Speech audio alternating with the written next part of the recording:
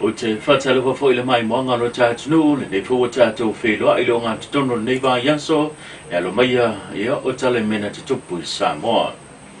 E momo atu i tātou tala, ua whamawai se tasi o suita mai tai, sa whamoe tau wā mo le whainga pānota, i le i tūma lo, o whaasane le anga numero tasi, o le fionga pāuli, lua manawai moana, o se tasi sa to a tolu iai sui o le bang whau whai o le whaatua tuele a tu sa mo o tasi, le ua whaalawi lolo na wha se e tua nganu, ma le whai o lana whai unga, e sa ili ai,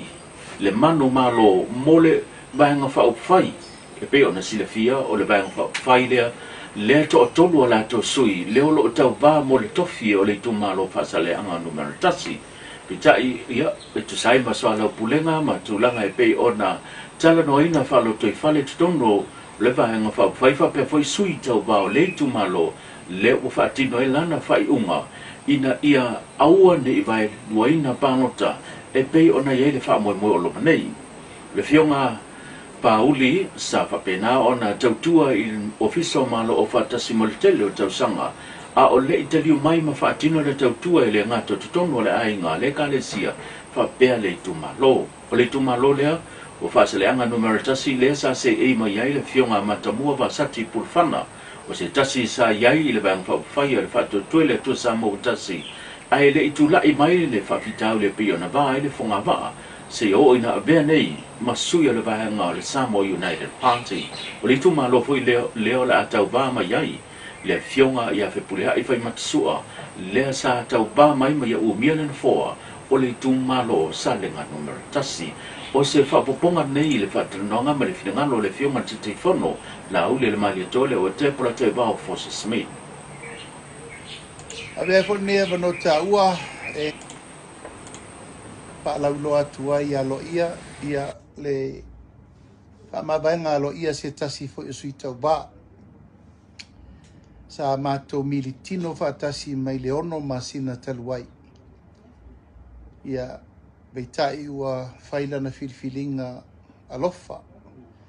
Mal whiriwhiringa whata mali ia mal whaalalo. Se tasire nei o tu malo sa to tolu sui sa mai ai. Ia o le lava e alu lava le tu lango le soala upulenga. Ina ia tasi al sui al. O le lau wha maamulu ali sui o whaasale le anga nu mela mua mua. Le fionga ia Pauli Moana.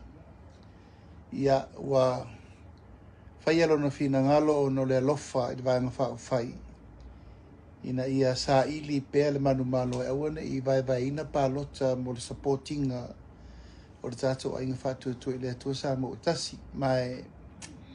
pati ai le nganga whaafitai i ono le toa o le loto e mai se fo i le wha moe moe le nei fo i tausala o le atunu e ala i lona whaamamulu ono lona nau nei fo i whaletua e malona taun whainga ua toe to duai le toe i au lea e alu soa lau pulenga ea toe i fo i tu malo e to tasi o lo soa lau pule fo i lava mai le matanga luenga o leo e tolu nisi u whamaunia mai e le fionga le komisina matanga luenga leo o Paulonga Tino Filipo ua mōlia le matanga luenga i le vaitaimia o whanga solo le resta leina o le whai o le atulu o mo le whainga pānota sau no le fionga au pa au o le tolu na nei e to lua ua mōlia i le whaia leo whamaumaunga se o le tuina atu leo pepa whanau o nisi e resi tala ai mo le whainga pānota au leisi ua mōlia i lona sainia whamalosi lea o le suafa le pule nuu ina ia whaamao ni ai lana tamu whainga e restala i mole tu malo o lo whamoe e tau wa ai pe ta mo e ai mole whainga pālota o se whapoponga nei mele fionga awa pā. I ko koru lau mo lia di fruit ai kasi na wha ua susu inga kasi hoi la lau mo lia le fotu whaanga o le pe whaanga o ia meno le saingia le pule mo lo whaunga inga skaska. Ia la la ua mōlia fo eleo leo tūranga. E kasi la le susu enga le anga e fo eleo leo i sawa i le vai asungi. Whai ungongi vai asu. O e whaua mo susu enga le si identity fraud fo ila ua. Ko e mōma fo sawa. Ia whaunga inga la vo o pe pafanga a isi kanga ko mai fa nga le skala ila ko la ko suafa e ka yang e su e ko la wo manga le skala fa nga amolio fa nga ngole o pe fanga unga e le fai melon kus fo la ma va ku vo o le ke minga va ku le skala so la fa wo su nga le va fenga obtain va pe le kus fo la fa nga ngole o le pe fanga o le skala mai le minister Joshua Mtanga luanga o tupe o tau tino le fionga lau tupu iau a foa wale se va ai o le polo keptia le miliona o le mafu anga le na mawa lunga ai le si tia mawa lunga o le tamau ai ngā le atonou i le pokalame le fola le fala na fesili ni ai le fionga lau timu ia i sona fina ngalo le na ia sau no ai e whamanino le tūlanga e pei o na mawa lunga ai le si tia o le tamau ai ngā le atonou ko ikon te lea tala el polo ke kila milio o polo ke kinga lenga va ben me o me mo ni an o lenga inject el malo te 5 miliona i tono le economy every year o me kon wana lenga ku le ya ko le me ya le sia itala e fa so le me va le isi fa tamari ta tu tama wa inga le ne ma tu langa le ya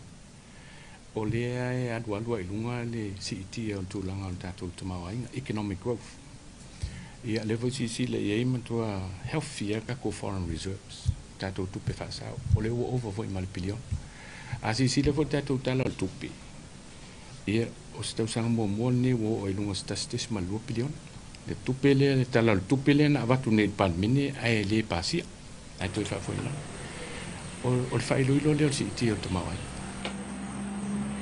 mai le vang fa fa fa to le to samo utasi wa fa ilo le tai fono le fionga la ule le mali to le o te pola tai va for sismin ele ai ni na to sui tu to tasi o lo ta mo e ile fa nga pa no to nei o se fa poponga nei me le fionga la ule o lo iai ia le fa vai le vang fa fa ele ai se me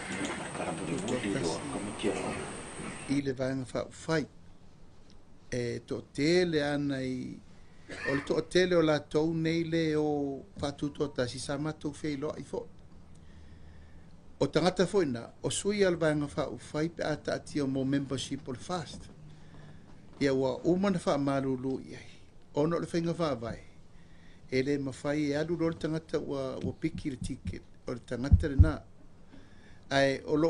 o alu al tangata ia tau avelo na tuto tasi ala na te loa le tūlanga o le mea le lifa i le lango ai ia mo le wha moe au mato manatu e per vate ta inga o le tau luas fun mato fai pule a tau la vai o fai pule o le tūla fono e le mawhai o na iai se tangata e o whaatasi ma le fai pule ia a lo iai nei fetu na inga nei tū malo i e to tolu mala o umana fai fo le tonu e tasi la le tangata e alua o le sui o le vanga wha o fai a le sivanga e o tuto tasi e tuto tasi la tuto tasi e a le mata upu anga i le taitolua e alan taitolua ono sui fa o liot e le aise sui o iaini fai pule o intangata se ivana ngā sui fa o liot le la iai e le tasi le tolu i tu malo ma le tai tu malo i taitolua o sui fa o liot i uma ai o tūlanga na le aise meta o se fast independent e o umalava a tuto tasi a alu le ticket o le sui fast ma le tātou tala muri ua tāpunia le pokalame e pei ona awai ni se o kolisi maurulunga mai le motu tele sa la fai mo le whaamdia ina ma le hao tawina le polo ketio tonga la au aina moa onga ile nei tau sanga lu o lima sa mawhai ona mori mawina ile tātou mtanga luenga tau mawhainga anisio kolisi le nei aso e ala i fuo whaile le anga e ala i o latu tonga la uaina sa mawhai ona tuto ina e whaonga aina ile viso swani sa tu ina atu le mtanga luenga e tau wala tu plokete le saffron o le whaamwe moe i e tau mawhai alo mawhanau e atina ina o i tu tau whatoanga ina i mawhai ona whaanau te lina ile to mai i whawha to potua onga ai mai sen wha o Sofia ai o le fia ngā lulue ma avea mole maduia o le atunu ma a whapea fo I a inga. Na momoli whapetei tele le pa I o lau mua ese mai le mtanga nuenga e mese fo le langulangu sua a inga mamatua e tu sai mole antina e o whanau. Lea na o tawina e mole whatino ina o tonga lau aina. E so swani le ngata o le tamau a inga o a onga whapea fo I a inga taitasi. Ua tawadunga tātou pokalame o tutonga pia na tātou mafuta nei yaso ele manatu tātou whiloa ele aso momua matu ele tuolo tō soifuma so mātou wola soifua ia manuia nei